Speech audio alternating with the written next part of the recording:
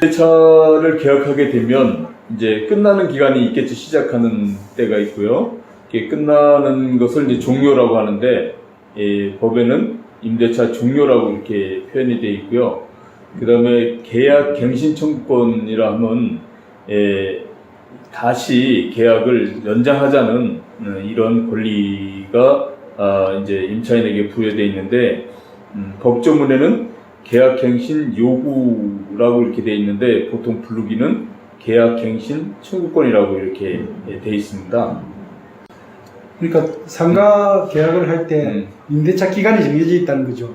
그러니까 예, 상가 건물을 이제 계약을 할 때 당사자 간의 계약 기간을 정하는 것은 뭐 법률상 자유롭습니다. 10년 또는 20년 계약해도 그건 상관이 없는데, 만약에 1년보다 작게 정했을 경우, 짧게 정했을 경우는 과연 어떻게 했는가, 이 부분만 이제 정하고 있습니다. 그것을 상가 건물의 최단 임대차 기간이 이렇게 법으로 정해져 있는데, 예를 들어서 기간을 정하지 않거나 기간을 1년 미만으로 정한 임대차는 그 기간을 1년으로 본다고 이렇게 법에 되어 있습니다.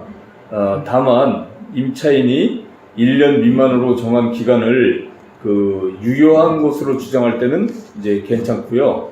그러니까 만약에 6개월을 계약을 했습니다. 임대차 기간을. 근데 계약서에는 6개월이라고 썼지만 임차인이 실제로 1년을 쓸 필요성이 있다 하면 1년간 유효하다는 뜻입니다. 그러니까 법적으로는 최단 기간이 1년으로 정해져 예, 1년보다 짧게 정하거나 기한을 아예 정하지 않은 것은 임차인의 필요에 의해서 1년으로 본다는 거죠. 그럼 최장 기간은 자유롭습니까? 최장 기간은 자유롭습니다. 근데 만약 보증금을 안 돌려줄 경우에는 연장이 되는 겁니까, 자동으로? 예, 이제 예를 들어서 1년으로 이제 계약을 했는데, 임차인도 1년 계약 기간 종료하고 싶고, 임대인도 1년 계약 기간이 종료됐다고 주장하는데, 보증금을 만약에 돌려주지 않고 있다면, 그때는 어떻게 할 것이냐. 계약 기간은 끝났고, 보증금은 안 돌려주고, 이랬을 때, 다른 제3자를 임차인으로 이렇게, 마구잡이로 들일 수 있냐? 그건 아니고요. 임대차가 서로 종료됐다 하더라도, 임차인이 보증금을 돌려받지 못한다면, 임대 보증금을 돌려받을 때까지 임대차 관계는 존속하는 것으로 강제로 본다는 것이죠. 그러니까 보증금 받을 때까지는 계속 있어도 된다는 그렇죠. 거죠. 예. 거기에 물론 차임이 정해져 있다면 차임은 이제 부당이득금으로 이렇게 되기 때문에 그 차임은 내야 되겠죠. 차임이 뭐죠? 임대료. 임대료. 예. 임대료는 만약 임대료를 안 내면 종료된 거고요. 임대료를 안 낸다면 이제 계산이 되는 거죠. 계산. 보증금이 깔 때까지. 그리고 현실적으로는 자동 퇴거 시스템은 없어요. 우리나라에.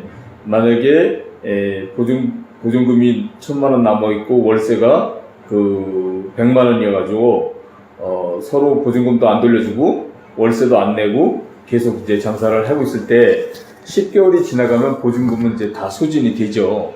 그랬을 때, 그러면 10개월 끝나자마자 집주인이 임차인을 그냥 내보낼 수는 없고요.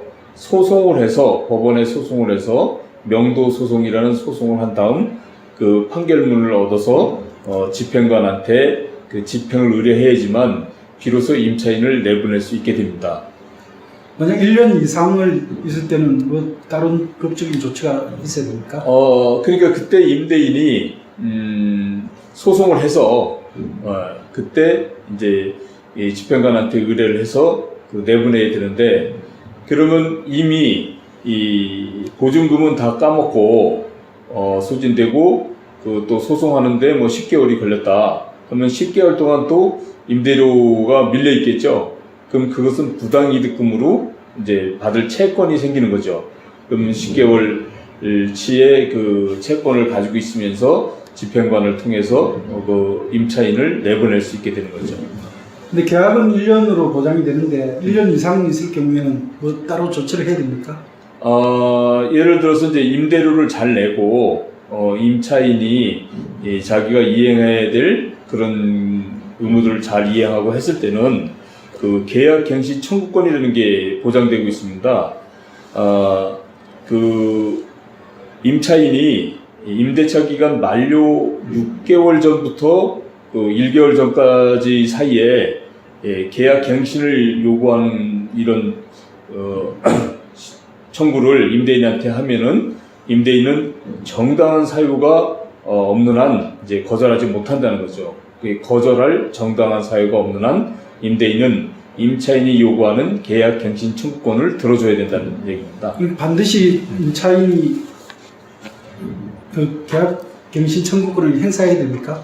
그렇죠. 만약에 이제 나중에 말씀드리겠지만 임대차가 종료됐는데도 불구하고 임차인이나 임대인이나 아무 말도 안 하고 그냥 지나갔어요. 서로 잊어버리고 그걸 이제 묵시의 갱신이라고 합니다. 말을 하지 않고 그냥 자동으로 갱신된 거죠. 이때는 이제 뒤에 말씀드리겠지만 1년간 연장된 것으로 보고 이것은 이제 명확하게 임대차 계약 기간 6개월 전부터 1개월 사이에 계약갱신권을 청구할 때입니다. 임차인 임대인한테.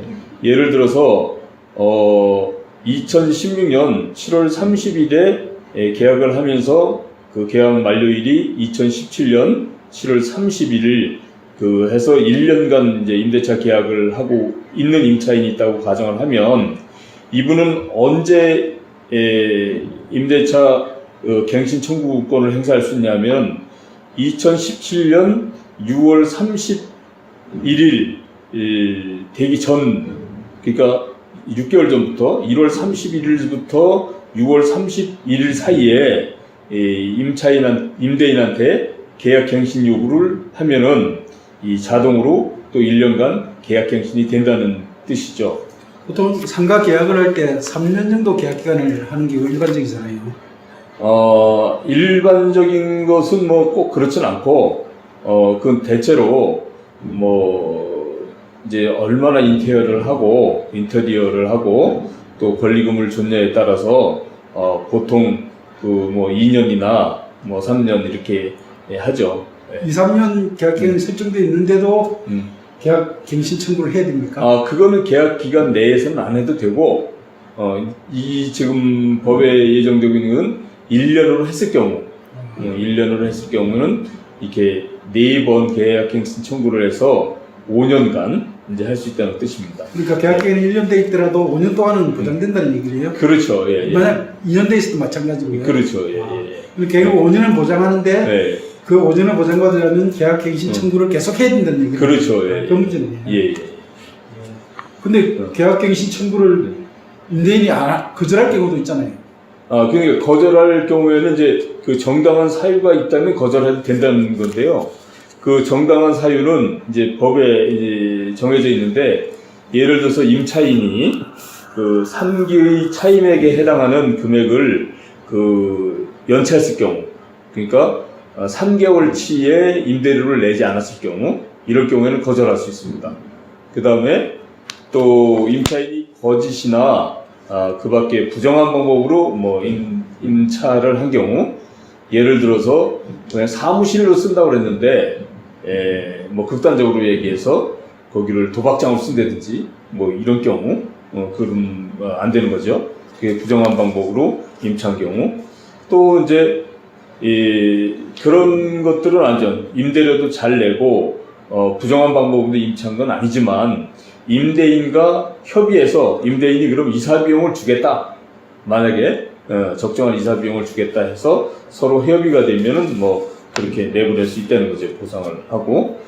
그 다음에 또 하나 임차인이 자기가 쓴다고 이렇게 뭐 건물을 빌렸는데 자기가 집주인의 승낙 없이 제3자한테 또 빌려준 경우, 이런 경우에도 의무 위반이 되고요. 그 다음에 임차인이 임차한 건물을 자기가 아주 형상을 변개해서 전부나 일부를 과대하게 이게 뜯어내거나 훼손한 경우에 그런 경우에도 거절할 수 있고요. 그 다음에 임차한 건물이 그 전부나 일부가 어떠한 사고로 인해서 뭐 이렇게 멸실돼서 더 이상 임대차에 제공하기 할 수 없을 때 이럴 때도 이게 거절할 수가 있습니다. 이런 경우 외에는 이제 거절이 안 되고요. 또 하나 좀 애매한 게 있는데 이 재건축하기 위해서 건물의 점유율을 회복할 필요가 있을 경우에도 거절할 수 있다 이렇게 돼 있어요. 근데 이 경우에는 좀 약간 엄격한 제한이 있는데 임대차 계약 체결 당시에 고지돼 있어야 돼요. 언제 내가 재건축하겠다. 그렇다면 그것은 서로 계약 갱신 청구권 계약 기간 내에 있다 하더라도 이미 고지를 했기 때문에 3년 뒤에 내가 이 집을 새로 져야 된다 라고 계약서에 써있다면 아직 2년 남았지 않습니까? 그래도 그때 내보낼 수 있다는 뜻이고요. 그 다음에 그러한 특약은 없었는데 건물이 뭐 노후돼서 그때는 계약 당시에는 발견이 안 됐는데 중간에 지붕이나 보호나 이런 것이 안전하지 않다라고 발견됐을 경우, 안전사고 우려가 있을 경우, 그 다음에 이제 뭐 도로를 내기 위해서 그 집이 철거되는 경우가 있죠. 법령에 의해서 그런 경우, 그건 뭐 집주인도 어쩔 수 없는 거니까. 그 밖에 임차인이 이제 의무를 현저히 위반하거나 또는 임대차를 계속하기 어려운 중대한 사고, 지진이 일어나거나 아니면은 뭐 임차인이 아까 얘기했듯이 사무실로 빌려서 도박장을 뭐 쓴다든지 아니면은 또 뭐 그냥 사무실로 한다고 그러고 술을 판다든지 뭐 이렇게 현저히 위반했을 경우 이럴 때는 이 계약갱신을 이제 거절할 수 있게 되는 거죠. 거절할 수 있는 사유가 상당히 많네요. 그렇죠. 그러니까 이게 통장은 또 잘 안 일어나는 사유이기도 한데요. 만약에 임차인이 주의를 기울이지 않으면은 이제 여기서 이런 위반 사유가 있게 되는 경우가 3개월치 임대료가 걸핏하면 밀릴 수가 있습니다. 자칫하면 그 연속 3개월이 아니라 아무튼 뜨문 한다 할지라도 3개월치 밀리면 그렇게 되는 거거든요. 예. 그런 경우에 그냥 나가라면 나가야 되는 거죠. 원래는 이제 나가라면 나가야 되는데 보통은 버팅기시죠. 그러면 임대인이 소송을 할 수 있다는 뜻입니다. 소송을 해서 이제 법원의 판결문을 얻은 뒤에 이제 집행관한테 집행 의뢰를 하게 되죠. 그러면 이런 의무 이행이 있을 때로부터 실제적으로 집행이 될 때까지는 짧게는 6개월, 길게는 1년 뭐 한 6개월이나 2년도 이제 소송이나 집행 절차에서 끌을 수가 있죠. 2년 정도는 더 버틸 수 있는. 그렇죠. 예. 버틸 수는 있는데 그게 합법적이지 않고 거기서 일어나는 손해배상이나 또 그 임대료에 해당하는 부분에 대해서는 부당이득금으로 나중에 다 물어줘야 되는 거죠. 버티다가 잘못하면 뒤집어 쓸 수도 있네요. 그렇죠. 다른 손해, 예측 가능한 손해라든지 이런 것들에 대해서 손해배상을 해야 되니까 물론 하루하루 장사하는 게 수익이 아주 많다. 이랬을 때 또는 아니면 나는 진짜 억울하다. 이랬을 때는 그런 결과적으로 손해배상을 해줄지라도 나는 한번 끝까지 해보겠다. 이러시면 뭐 끝까지 한번 버텨볼 수 있는 거죠. 근데 계약상은 없었는데 재건축하는 경우도 많잖아요. 그렇죠. 이제 낡은 집을 계약할 때 계약서상에 씁니다. 어떻게 쓰냐면 언제고 재건축할 경우 뭐 3개월 이내에 통지한 때로부터 비워준다. 이런 조항을 쓰게 됩니다. 그럼 그런 조항을 쓰면은 그런 사유가 생겼을 때 통지를 받게 되면 비워줘야 되는데 그때도 역시 임차인이 나는 뭐 못 비워줘 라고 한다면 임대인으로서 취할 수 있는 도리는 끌어낼 수는 없어요. 그냥 물리력으로 끌어낼 수는 없고 역시 소송을 해야 됩니다. 그걸 근거 이렇게 우리가 재건축한다는 통지를 하면 3개월 이내에 비워주기로 했다라는 것을 원인으로 해서 건물 명도 소송을 임차인한테 하게 되겠죠. 그러면 뭐 거의 100% 이제 임대인이 이기게 되고 그때까지의 그 월세는 부당이득금으로 물어줘야 되고 임차인이, 그리고 그로 인해서 일어나는 어떤 손해가 있다면 그 손해도 그 소송을 통해서 이렇게 청구하게 되는 겁니다. 그러니까 정당하고 합당한 이유가 없을 때 그냥 임차인이 무조건 버티는 것은 좀 신중히 생각을 해봐야죠.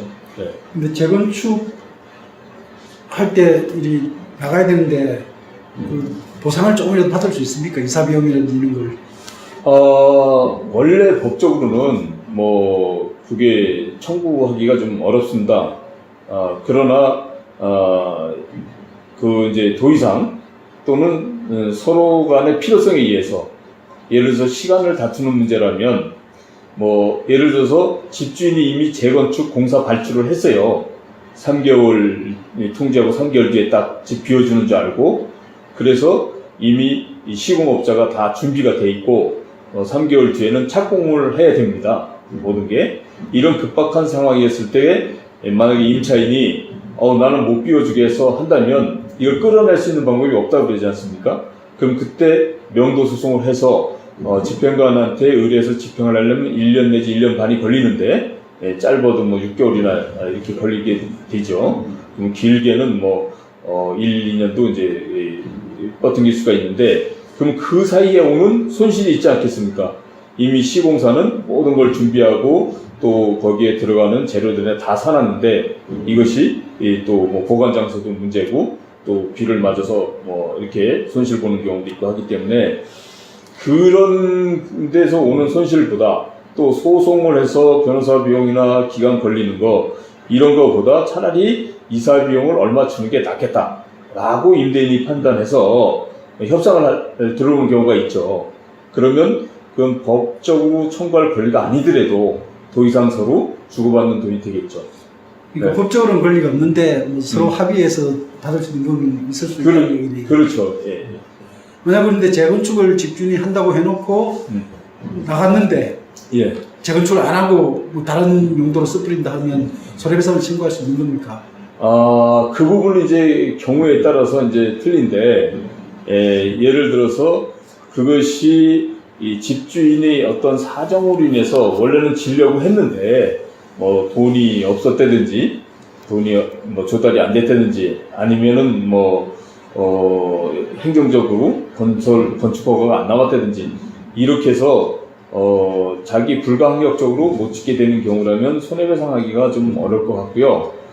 그냥 임차인을 내보내기 위한 수단으로 매번 5년 갱신 청구권을 못하기 위해서 이 사람뿐만 아니라 종전 임차인한테도 그래서 3년 만에 쫓아냈고, 또 임대료를 올려서 또 이 사람이 들어왔고, 또 이 사람도 그렇게 해서 내쫓고 그 다음에 다른 임차인을 들이면서 또 올렸고, 뭐 이런 사실이 있다면 거기에 대한 손해배상을 청구할 수 있으리라고 생각이 됩니다. 그러니까 고의냐 아니면 어쩔 수 없는 상황이냐. 그렇죠. 예. 자기가 원래는 집을 지려고 했는데 피치 못할 사정으로 집을 못 짓게 됐다면 그 고의는 아니니까 그로 인해서 손해배상 청구할 수는 없지만, 이 임차인을 5년 이내에 내보내게 할 목적으로만 이렇게 활용을 했다면 그때 당시에 입은 손해는 청구할 수 있을 것으로 생각됩니다. 그 계약 갱신을 요구할 때 기존의 그 계약 조건하고 동일하게 가는 겁니까? 아니면 조금 변동이 있을 수 있는 겁니까? 원래는 이제 동일하게 가는데요. 이제 임대료는 좀 올릴 수 있습니다. 올린 지 1년이 넘었다면 이제 9%, 연 9%의 범위에서, 그러니까 월임대료, 보증금, 이거 각각 9% 이내에서 이렇게 올릴 수는 있죠. 계약 갱신 기간은 5년 딱 그렇게 못 박아져 있습니까? 예. 법에 임차인의 계약 갱신 요구권은 그 최초의 임대차 기간을 포함한 전체 임대차 기간이 5년을 초과하지 아니하는 범위 내에서 행사할 수 있다, 이렇게 규정이 되어 있거든요. 그러니까 5년입니다. 만약 1년짜리 계약을 했다면 갱신을 1년마다 한다면 4번 할 수 있겠죠. 그래서 5년 이제 채워지고 5년이 넘으면 계약갱신 청구를 못 하는 거죠. 5년이 넘었는데도 집주인이 아무 말 안 하면 그냥 가는 거죠. 계속 가는 그럼 거죠. 묵시에 갱신으로 해서 그거는 또 1년 단위로 1년 단위로 가는 거죠. 그러니까 뭐 네. 이따 갑자기 나가라는 또 안 되는 거네요. 1년 그렇죠. 1년은 줘야 되죠. 네. 그걸 이제 묵시행신이라고 하는데, 그, 임대인이나 임차인이 계약 기간 만료 6개월 전부터 1개월 전 사이에 서로 이제 통지를 하게 돼 있는데, 계약 갱신 청구권을 통지하든지 아니면 계약 종료를 통지하든지 이렇게 서로 해야 되는데, 그걸 안 하고 이제 잊어버리고 그냥 지나갔어요, 서로. 그러면은 전 임대차와 동일한 조건으로 이제 다시 임대차한 것으로 이제 보고, 이 경우에 그 존속 기간은 1년인 것으로 일단 봅니다. 예. 그러니까 계약갱신이 묵시적으로 자동으로 될 경우에 변동되는 거는 임대료 정도 바꿀 수 있는 거 외에는 없는 겁니까? 그렇죠. 예, 예. 뭐 계약 기간은 역시 1년으로 보고, 그 다음에 이제 만약에 1년으로 본다고 돼 있는데 이 임차인이 1년 전에 나가고 싶어요. 예, 한 6개월 있다 나가고 싶어요. 그러면은 이 6개월 있다가 딱 나간다면, 오늘 나간다면 내일 보증금 내줘라, 이건 어렵지 않습니까? 그래서 3개월, 3개월이 지나면 그 효력이 발생한다고 해서 법조문에는 임차인은 묵시의 갱신인 경우 임차인은 언제든지 임대인에게 계약 해지 통보를 할 수 있고, 임대인이 통보를 받은 날로부터 3개월이 지나면 효력이 발생한다, 이렇게 되어 있습니다. 그러니까 내가 그 9월 달에 얘기를 했으면 10월, 11월, 12월에 이제 이게 해지 통보가 효력을 발생하게 되는 거죠. 근데 계약갱신 요구를 했는데 뭐 계약은 연장해 주는데 대신에 임대료를 올려달라. 네. 이런데 그 임대료가 부당하게 좀 많거나 이러면 예. 임대료를 못 내서 나가야 되는 상황도 생길 수 있잖아요. 아, 그래서 이제 법에 이게 9% 이내로 하게 돼 있거든요. 만약에 그러면 계약갱신은 해주는데, 만약에 20%를 내라, 20% 올려줘라. 그러면 법에는 9%가 돼 있지 않습니까? 그럼 일단 9%를 공탁을 하고, 그 11% 초과되는 부분에 대해서는 이제 법원에 그 조정 요청을 해야죠. 임대료 조정 요청. 조정 요청을 하면 조정이 됩니까? 아니면 조정하죠. 9%만 9%로, 받아라. 네. 그리고 만약에 그걸 안 낸다 하더라도 부당이득금으로 이렇게 청구를 해서 못 받습니다, 임대인이. 근데 임대료 9%는 매달 내니까 뭐 좀 그렇다 하더라도 그 9%를 보증금으로 만약 9%를 올려버리면 큰 부담이 되잖아요. 아, 그거는 이제 환산 보증금으로 만들어서 올릴 수는 없고, 네. 예를 들어서 보증금 1억에 만약에 100만 원이다, 이렇게 돼 있으면 보증금에 대해서도 9%, 1억에 대해서도 또 월세에 대해서도 9% 이렇게 올리라는 거죠. 그리고 보증금도 올릴 수 있고 월세도 올릴 수 있고. 예. 근데 월세를 보증금으로 환산해서 이렇게 올릴 수 있다는 건 아니죠. 근데 보증금이 만약 1억짜리인데 9%면 900만 원. 900만 원. 예. 근데 그것도 상당히 목돈을 줘야 되잖아요. 그렇죠. 예. 부담스러운 경우는 생기가지고 예. 보증금을 못 낼 경우는 쫓겨납니까 그러면? 그럴 경우는 이제 명도 소송이 들어오게 되면 이제 조정을 또 하겠죠, 법원에서. 그 9% 다 뭐 올려주냐, 이렇게 해서 결국에 만약에 조정이 안 돼서 판결로 간다면 이제 명도 판결이 나겠죠. 근데 자기는 이제 임대료는 올릴 수 있는데 보증금 못 올려주겠다 이런 경우 있잖아요. 있을 수는 있죠. 그럼 임대료를 전환시켜 주는 겁니까? 예. 그럴 때는 이제 이 법원에서 조정을 해서 그 임대료 전환율이라는 게 있는데, 그 전환율로 이렇게 조정을 하겠죠. 어쨌든 그런 계약 조건은 결국 협상의 문제다, 그죠? 그렇죠. 예. 법에 이게 뭐 아주 상세히 정해져 있지는 않습니다. 기본적인 것만 이렇게 돼 있고, 여기에 정해지지 않은 어떤 사유가 발생했을 때는 법원의 조정을 통해서 이렇게 하게끔 돼 있습니다.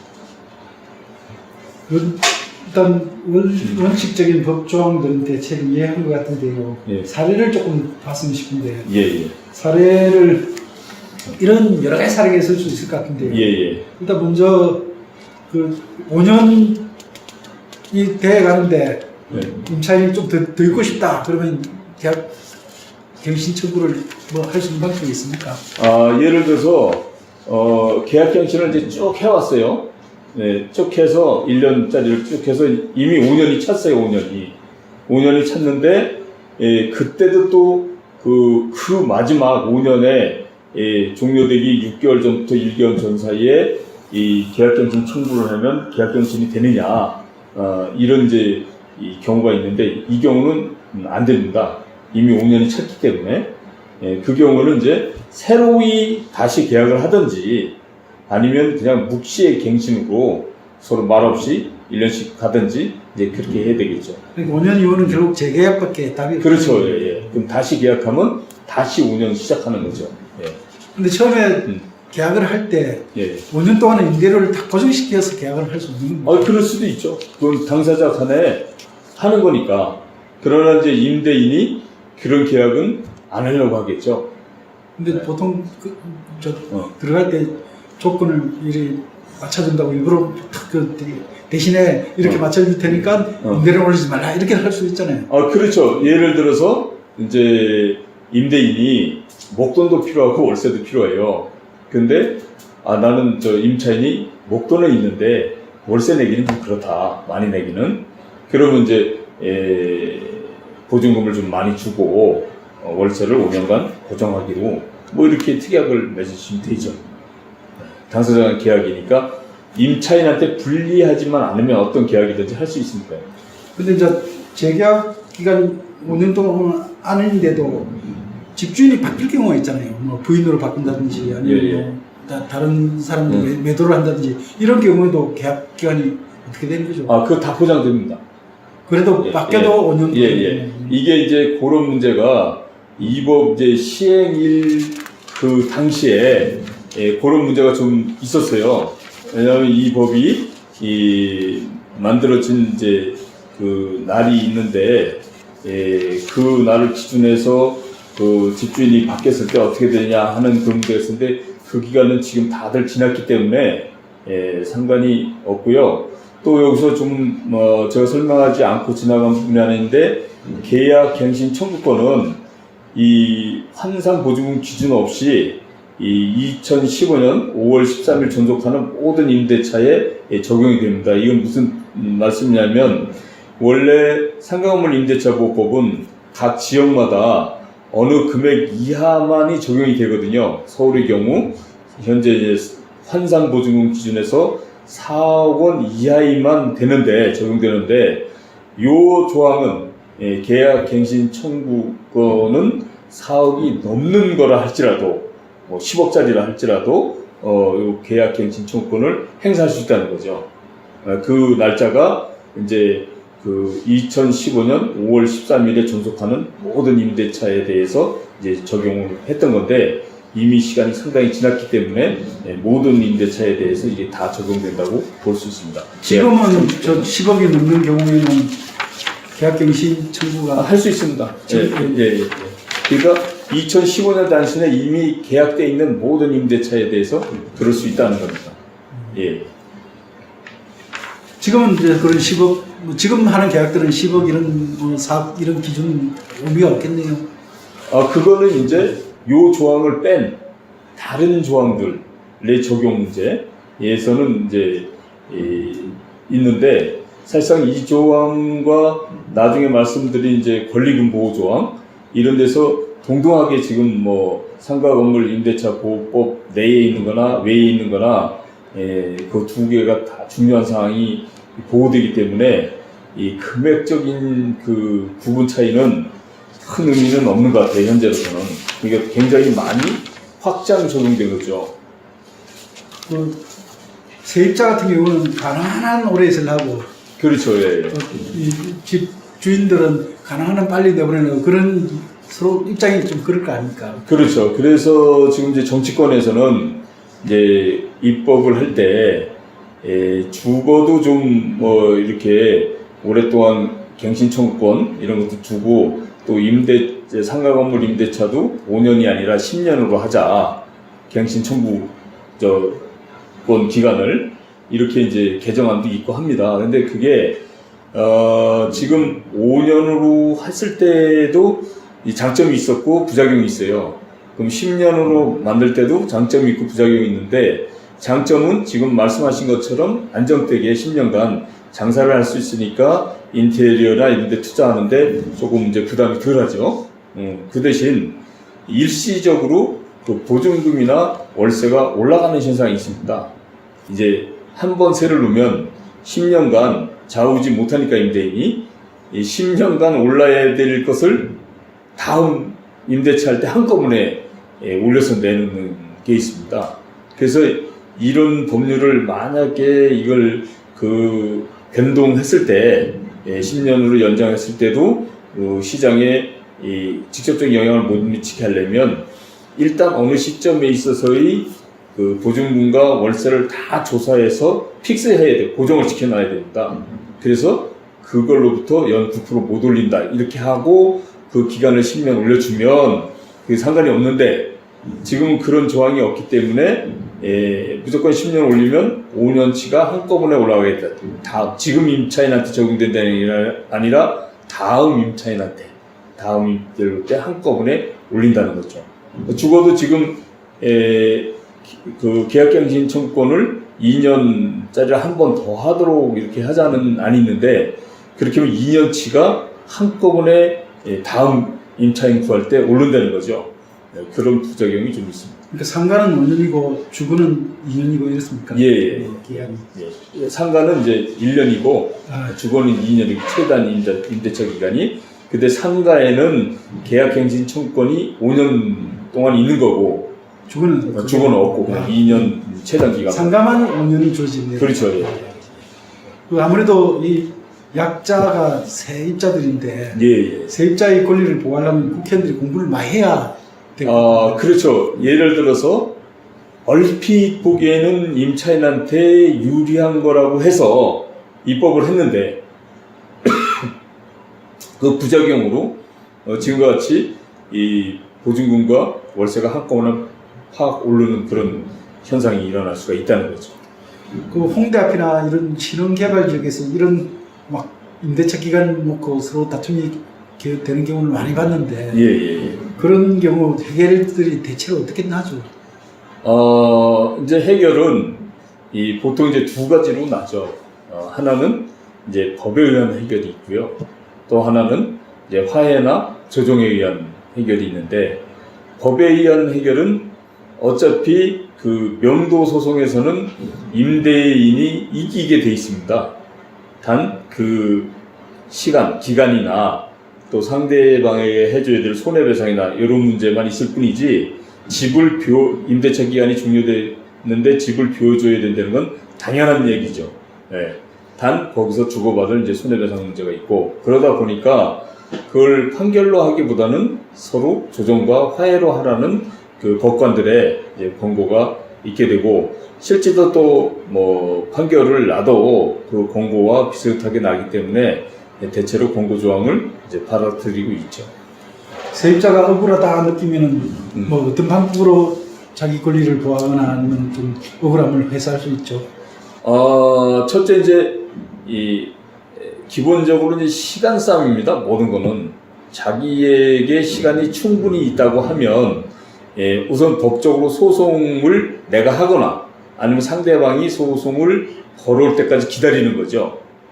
그럴 때 내 의무를 또박또박 이행하면서 기다릴 수도 있고 이미 의무 이행 여부를 할 계제가 아니어서 그냥 나도 막연히 기다릴 의무 위반을 하면서도 기다리고 있으면 상대방이 답답한 사람이 소송을 걸어오면 저는 이제 한쪽은 응소를 하면 되는 거죠. 그리고 이쪽이 뭐 답답하고 억울한 상황이 있으면 먼저 소송을 걸어도 되고 그건 이제 법률적으로 갈 때는 이미 서로가 감정도 상해져 있고 서로 간에 약간의 의무 위반도 있고 하기 때문에 결국에는 이제 어떤 화해의 길을 찾는 게 가장 현명하겠죠.